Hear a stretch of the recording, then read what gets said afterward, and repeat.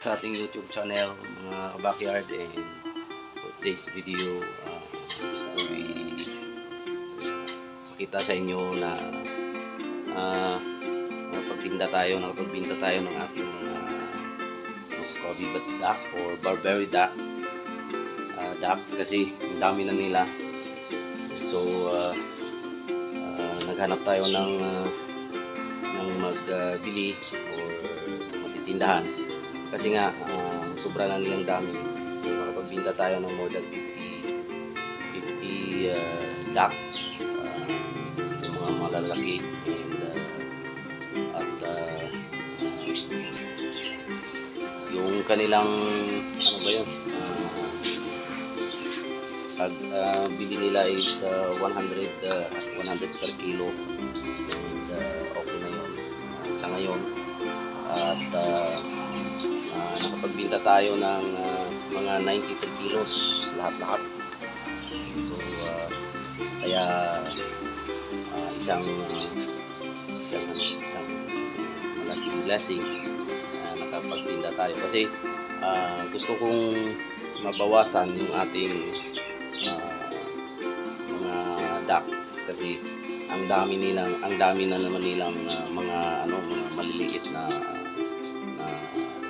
anak, and yung nababa na natin from 1 month old hanggang 1 day old is mga almost 200 na, and mayroon na namang napipisa pa.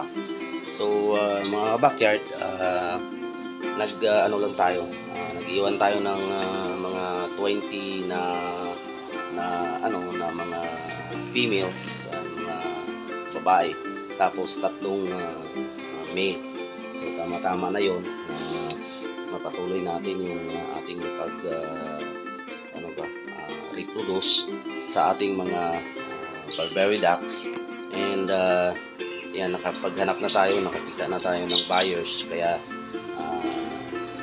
sabi niya na hindi ko na daw ibibinta sa iba, kaya siya na yun.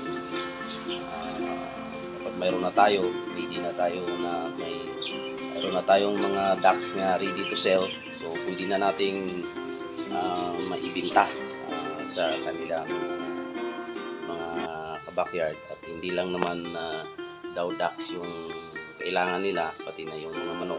Pero yung manok ko hindi ko pa binibinta sa kanila kasi siyempre maliliit pa sila. Yung mga naunang mga malalaki na na natin na pang kain na natin, na pang maibigay na natin sa mga kaibigan na nagbibisita sa atin. So kaya hindi na tayo magparami ng mga alaga dahil mayroon na tayong market. So tiyaga lang, and salamat sa Panginoon na nakapagpinta tayo. So, siyempre yung natin gawin ay magkano yung presyo niya, kailangan na maibalik natin yung para sa ating Panginoon, kabakyard, kasi pagpalain ng Panginoon yung ating mga ginagawa dito sa ating backyard.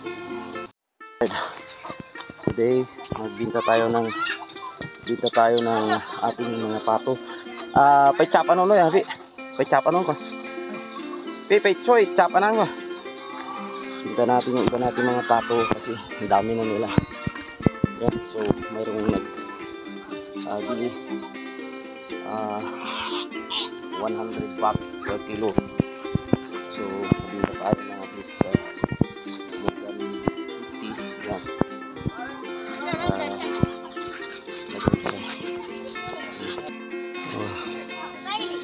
Mga backyard, binta tayo ng ating mga alagang pato. Ang dami na kasi nila at marami din po. Dai kami. Mi yu mai ban ni mi yu mai.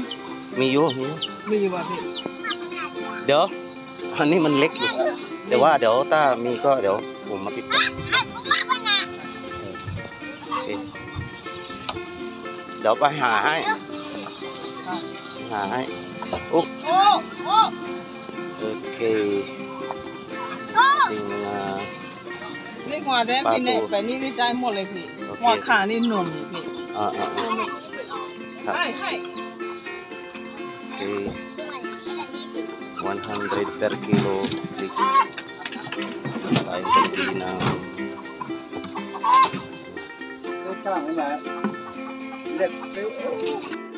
kinikilo na natin. Yung una pechap didi.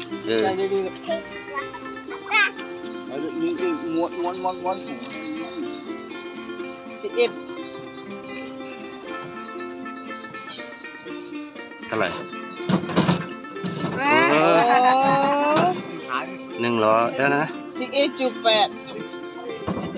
Si Ip chu pet. 11 kilo à? Si Ip kilo pet. Si Ip kilo pet ke. Hai kham bong lu. Si Ip po te me lại. 11 kilos. Tunika sikso. Pechap chap. Hai jangan di. Ani Dah. Hai anak ning này. quên. 12 thôi. 12 5 12 5. Mga backyard.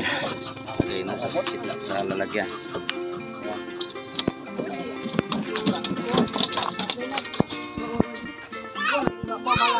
Lari. Oh, match yan. No, Mana ba? ใช่ครับ Ay, phê. Ano to?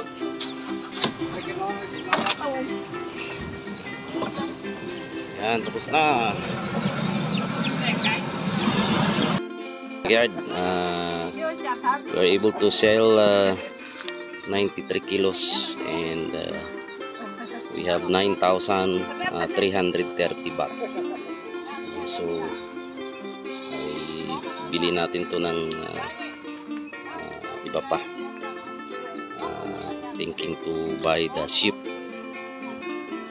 Yan ang mga backyard, yung ating nabintahan. Backyard, kaunti na lang naiwan ng ating mga pato. Meron tayong ano na lang, tatlong male. Saka kala ko kanina 20 lang yung naiwan na babae natin, but I think it's more than 20. Baka parang mayroon pa tayong mga 25 na mga females. So yun, naglilimlim, marami na sa kanila naglilimlim, nagliitlog. So tingnan natin. Kung tatapusin yung ating vlog, maraming salamat sa patuloy na pagsuporta. Please continue to subscribe, like, share aking video, at continue to don't forget to click the notification bell so that you will be updated sa ating next video. Dito lang yan sa ating backyard hobby. God bless.